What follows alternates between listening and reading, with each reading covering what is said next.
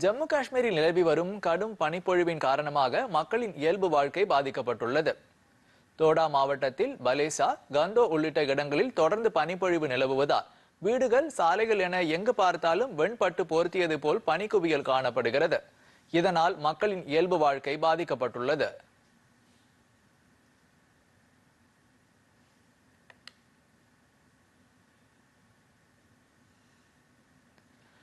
அங்குள்ள புகழ்பெற்ற தால் ஏரி உறைந்துள்ளது.